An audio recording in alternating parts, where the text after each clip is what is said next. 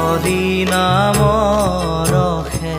বৈকুণ্ঠ প্ৰকাশে প্ৰেম অমৃতৰ নদী শ্ৰীমন্ত শংকৰে পাৰ ভাঙি দিলে শ্ৰীমন্ত শংকৰে